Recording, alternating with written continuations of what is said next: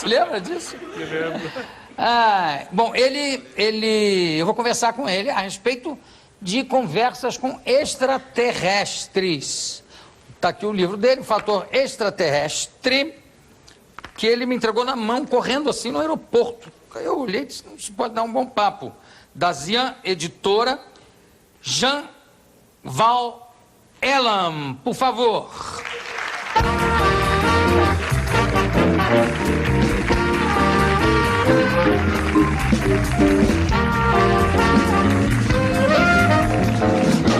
Eu precisava saber o seguinte, porque você viu que eu estava... Foi você mesmo que me entregou o livro? Não tenho a menor ideia quem fez isso.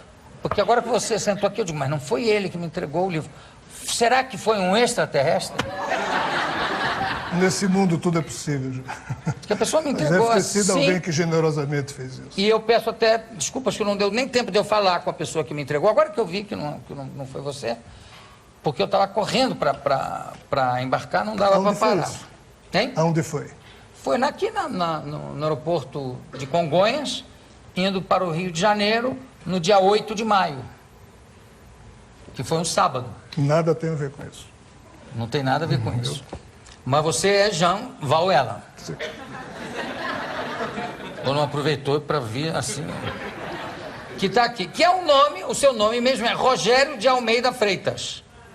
Professor executivo de Natal, nasceu em Natal, em 59. Agora, fala para mim, por quê? Deixa eu mostrar o livro aqui. Por que você botou o nome Jean, que aliás eu já chamei Jan Van Elam, Jan Val Elam, Jean Val Elam, mas como não é o seu nome, tanto faz, né? A gente pode falar do jeito que der. Por que você mudou o nome? Covardia moral.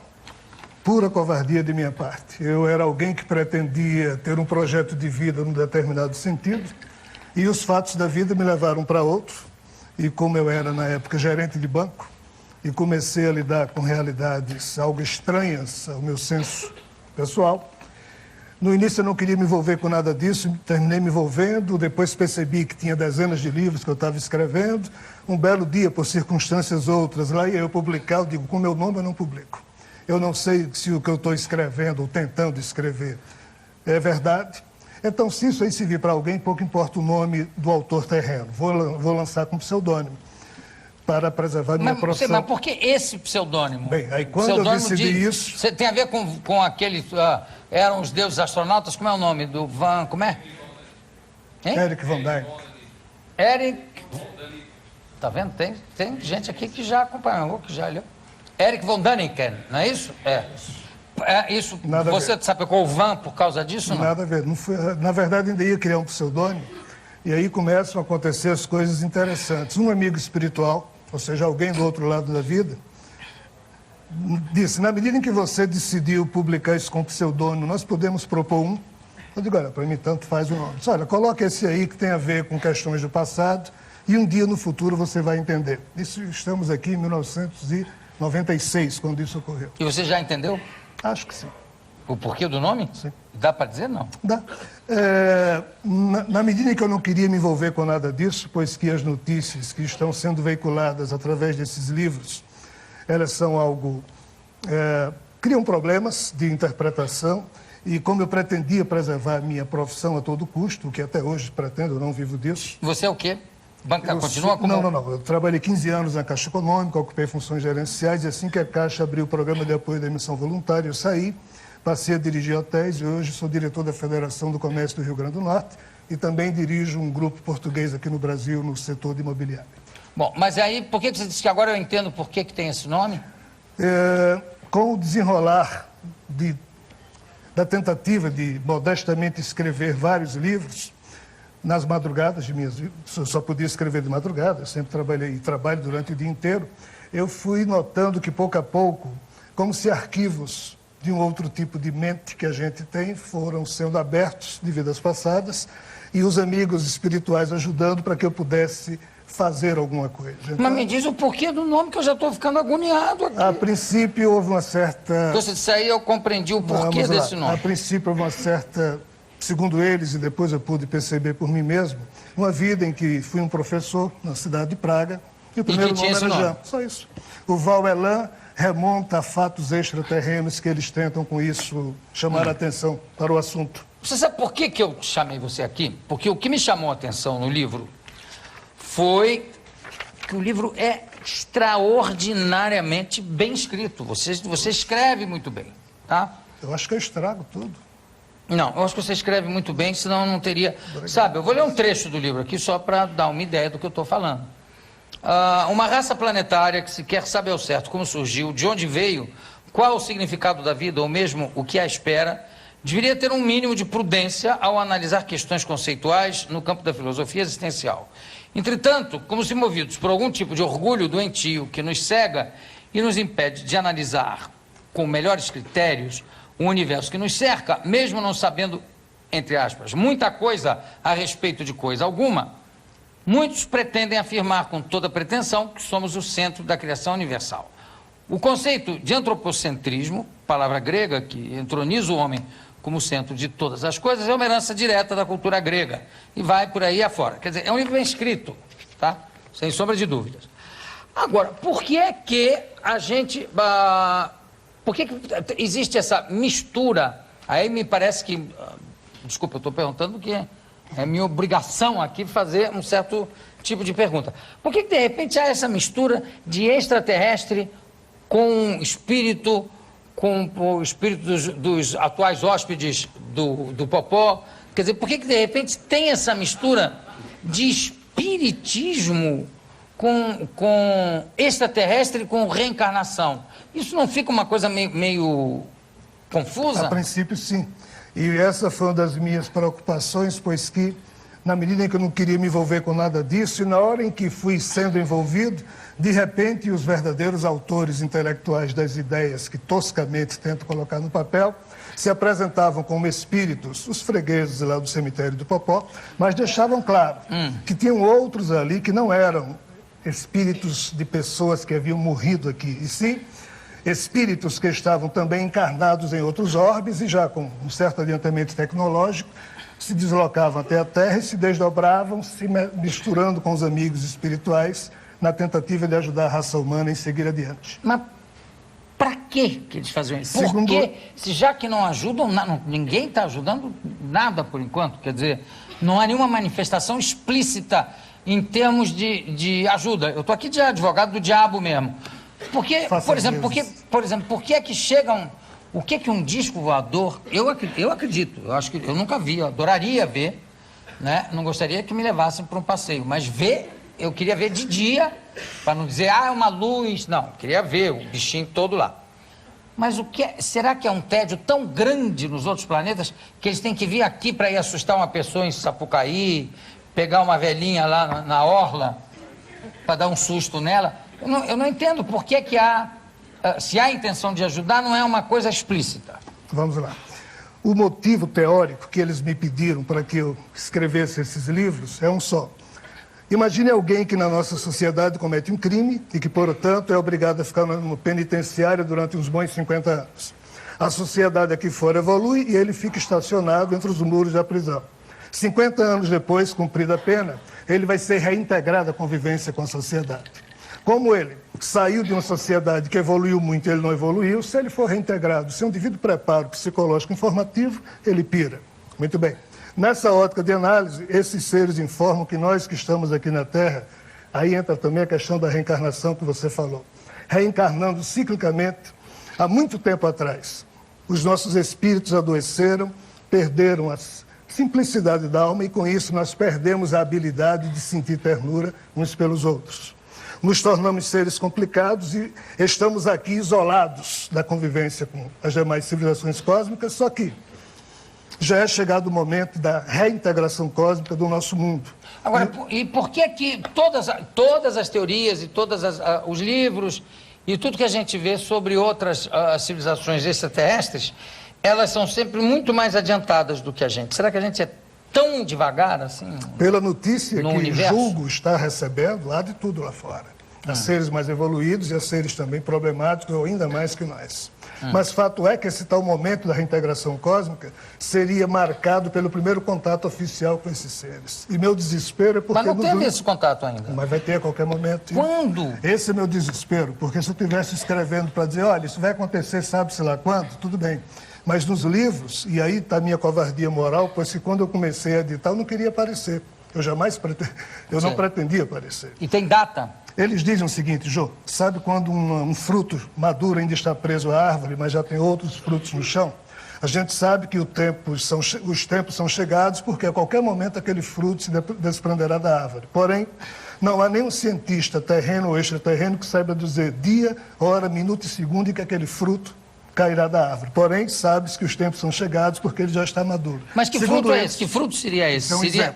Não, eu sei. Segundo... Mas esse fruto, simbolicamente, seria a volta de Cristo. A volta de Cristo? Sim, como príncipe da paz, pois que já que estamos isolados dessa convivência com civilizações de fora... Quer dizer, nisso tudo entra a volta do Cristo, quer dizer, não é uma... o primeiro contato não é uma espaçonave que vai chegar. Sim. Cristo Só há viria... uma forma de vir lá de fora, ou voando feito um super-homem por sobre as nuvens, ou voando em alguma coisa.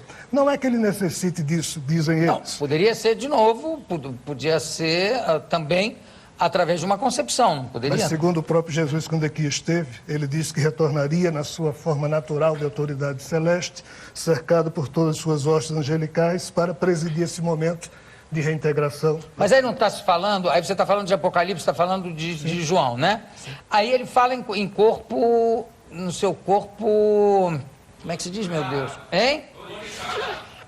Glorificado. No seu corpo glorificado, não é? Isso. O corpo glorificado, claro que não é esse aqui, né? É um corpo, que eu tenho a impressão que é o corpo que os discípulos, quando encontram ele, não reconhecem depois da ressurreição, né? Isso. Tem o primeiro encontro com discípulos que não o reconhecem, porque ele está inteiramente transformado. A meu ver, parece que o que se insinua ali é que ali já seria o Cristo no seu corpo glorificado, né? Mas isso pressupõe, eu não entendo essa mistura. Não seria bem esse corpo glorificado. Com o disco voador, entende? A mistura é que funde um pouco a minha cabeça. Sim. E de reencarnação também. Desculpa, pelo fato que... De estarmos isolados, isso é um assunto novo para a gente. Então, depois que vários mestres estiveram aqui tentando despertar em nós a percepção de que só há um comportamento que nós podemos e devemos assumir para permitir que a Terra possa ser reintegrada à convivência cósmica, que é a atitude amorosa. E Jesus deu a sua vida por isso, não como uma questão religiosa, mas como uma questão de ousadia, de atitude política, porque, segundo ele, os seres cósmicos minimamente elegantes têm como atitude natural a postura amorosa. Nós adoecemos, perdemos a simplicidade da alma, com isso perdemos a habilidade de sentir ternura uns pelos outros e nos tornamos seres indesejáveis. A gente morre de medo de ET. Na verdade, talvez eles tenham medo da gente. E nós somos os violentos da história. Na verdade, essa violência vem, quer dizer, na plenitude dos tempos. Quando Jesus vem, já é por causa dessa mesma violência, não é isso? Agora, vamos falar um tiquinho de reencarnação ligado a tudo isso. Eu não consigo assimilar nem entender a teoria da reencarnação e, quer dizer, aí não está ligado, não tem nenhuma indicação no Novo Testamento, pelo menos, não há nenhuma indicação de reencarnação, tá certo? Alguns acham que sim, quando Jesus se refere ao fato de que Elias já teria vindo na figura de João Batista, mas como tal não foi reconhecido. Mas quando falam para ele, quando eles vão perguntar para ele, que um diz, quem é você? Quando ele pergunta o que eu sou para vocês, um diz que ele foi, você é a reencarnação de Elias, o outro diz você ele acha a graça até, né? O único que acerta é o Pedro, na simplicidade dele. Mas eu não entendo, inclusive, matematicamente o negócio da reencarnação. Porque se a população do mundo começou pequena e hoje em dia são mais de 6 bilhões de pessoas, onde é que tem alma para ir reencarnando em tudo isso? Não vai faltar alma numa hora? Não faltou alma numa hora? É como se faltasse, né? Mas no início dos tempos, e isso está claro através da doutrina dos anjos decaídos, e essa doutrina é referida pela primeira vez por Enoque, que foi um dos patriarcas bíblicos. Segundo essa teoria, em um tempo imemorial, bilhões, e aqui já acrescento as informações que Júlio está recebendo, que são as que tem nos livros, bilhões de almas contraíram essa doença, e essa doença, entre aspas, a perca da simplicidade da alma, ela é um pouco contagiosa, vamos assim falar, e por isso essas 200 bilhões de almas se isolaram. Só que a Terra, segundo essa percepção, seria envolvida por esferas espirituais, onde ficam os fregueses do cemitério lá do Popó, em quantidade muito maior do que os corpos físicos disponíveis, e nós estamos, segundo essas notícias, prisioneiros de um processo de reencarnação que ocorre há mais de 600 mil anos aqui na Terra. Quer dizer que esse processo de reencarnação seria quase como, não como como é que se diz, uma purificação ou como uma elevação, e sim como um castigo? Não, é uma necessidade evolutiva sob essa premissa de análise. E a pessoa sabe que vai reencarnar, lá vou eu reencarnar de novo. Segundo eles, nos mundos mais minimamente melhores posicionados que a Terra, no processo de reencarnação, a nova personalidade consegue acessar os arquivos das vidas passadas. No nosso caso, por termos nos tornado uma raça extremamente primitiva, e a gente acha normal fazer o mal, etc. e tal, mas sabe um bêbado que não consegue atinar com a própria bebedeira, ou um louco que já não percebe a própria loucura? João, veja só, há uma música de Stevie Wonder chamada Saturno, em que ele diz, there is no sense to sit and watch people die. Não há sentido lá em Saturno as pessoas sentarem para assistir pessoas sendo mortas. E é a nossa diversão na Terra.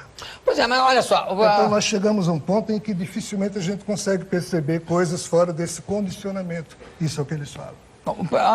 O que eu acho por exemplo, o que eu acho maravilhoso em Jesus é que, aliás, tem uma poesia, tem um poema do Fernando Pessoa que termina dizendo: e mais do que isto foi Jesus Cristo, que não entendia nada de finanças, nem consta que tivesse biblioteca. Na realidade, o que eu acho maravilhoso no Jesus, ou na ideia do Cristo, é que ele só veio falar o seguinte: olha, vocês se amem. Só veio falar amor e perdão, só. Não tem toda a parte dogmática. E veio dizer também o seguinte: aqui é o meu corpo, aqui é esse vinho é o meu sangue, esse pão é o meu corpo. Façam isso para comemorar a minha memória, para celebrar a minha memória. Só isso que ele falou. Então, essa simplicidade, essa dificuldade de encarar essa coisa tão simples, né, é uma característica só do nosso mundo aqui, só da Terra? Nessa banda da galáxia, sim. Veja só, se você me perguntasse qual é a sua religião, é terrível. Eu lhe diria: Jô, a minha religião é a religião do mestre Ibn Arabi, que é a mesma de Jesus. Ibn Arabi foi um homem que viveu final do século XII, início do século XIII, andava com o camelo dele para ali e para acolá. Naquela época ele já era o ser humano mais moderno que hoje, mesmo no século XXI, eu acho. Ele dizia: meu coração se tornou capaz de todas as formas. É pastagem para as gazelas, convento para os monges, templo para os ídolos. É a caba do peregrino, a tábua da lei e o livro do Corão. Minha religião é a religião do amor. Seja qual for o caminho que os camelos tomem, esta é minha religião e minha fé. Ou seja, Ibn Arabi, no século XII, predicava e praticava o que Jesus disse. Mas século XII depois de Cristo. No auge do Islã, depois de Cristo já. Cristo já anteriormente, foi o primeiro a dizer só isso, né? Sim. Agora, e você... religião do amor. Você que acredita na reencarnação, você já foi informado qual foi a reencarnação que mais te marcou? Quando eu não queria me envolver com nada disso, eles, entre aspas, mexeram nos meus centros memoriais e liberaram 3 encarnações, todas 3 muito complicadas. Uma delas, e foi a que me levou a escrever esses livros, pois a partir disso eu não tive mais como negar, Sim. foi naquele momento em que Jesus estava sendo crucificado e eu me vendo lá como um daqueles soldados crucificando Jesus. Para ser mais específico, o tal sargento lá, o centurião, que teve o azar de naquele dia comandar. Se eu chegar para vocês e dizer: Jô, você foi um soldado, você escuta por aqui, tudo bem, mas se alguém mexer na sua intimidade espiritual e você, como Jô Soares, começar a sentir coisas que seu cérebro não consegue atinar com o que é, pois que produto de coisas do passado, eu não enlouqueci porque eu tenho um mínimo de bom humor e também não tenho tempo para enlouquecer, pois tenho que trabalhar muito para sobreviver. E ninguém reencarna algum desconhecido? Por que sempre é A reencarnação é ligada a alguém que foi veio, sentou o Paco Rabanne aqui e disse que eu era uma cortesã na corte de Pedro o Grande e também uma puta na corte de Catarina da Rússia. Espero que você tenha se divertido bastante. Não, a gente morreu de rir e tal. Mas você falou em 3. A gente está com pouco tempo, mas eu acho que essa aí já é uma fortíssima. Quais são as outras 2? Horríveis. Um guerreiro qualquer, enterrado até aqui, só com a cabeça de fora e os cavalos indo pisar. E a outra de um aleijado na Líbia, largado pelo pai e pela mãe, em que tive muitos problemas. Ou seja, não foi nada agradável. Depois disso é que eles disseram, olha, é o crucificado do meio que está te pedindo para você fazer isso. E eu com essas sensações todas, por isso que criei pseudônimo, por isso que jamais pretendia aparecer e por aí vai. Para a gente terminar num tom mais alegre, mais animado, você falou de estar enterrado com só a cabeça para fora. Você era um cristão perseguido nessa época? Não, isso foi antes do cristianismo. Foi bem antes. Porque dizem que no cristianismo pegaram uma vez um cristão, enterraram no meio da arena, só com a cabeça do lado de fora e soltaram um leão. E o imperador disse assim, olha, se você conseguir vencer do leão, você tem a vida salva. Soltaram o leão, ele enterrado aqui, o leão veio direto, na hora que o leão foi abocanhar o rosto dele, ele conseguiu se esquivar, o leão passou direto, quando o leão voltou, ele se esquivou para cá e abocanhou forte os testículos do leão. Enterrado aqui, e o leão começou... E dizem que a malta toda gritava, luta limpo, cristão, filha da puta!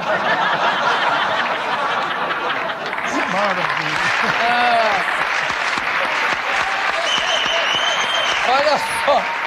Maravilha. Você desculpa, mas quando eu vi você só com a cabecinha Não de fora, fui eu tal, viu? falei, será que era ele? Não fui eu tal, viu?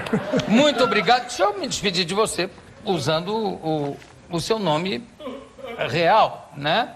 Eu conversei com Jan Valella Rogério de Almeida Freitas. Parabéns por ter assumido, inclusive, tudo isso, que não é uma coisa fácil de se assumir. São dezenas de livros. São quantos livros já? Na verdade, são 10 publicados aqui no Brasil, mas eu tenho bem mais que isso. E fora do Brasil também? Portugal, 2, Inglaterra. Muito bem. Obrigado pela sua presença. Parabéns. Daqui a pouco a gente volta.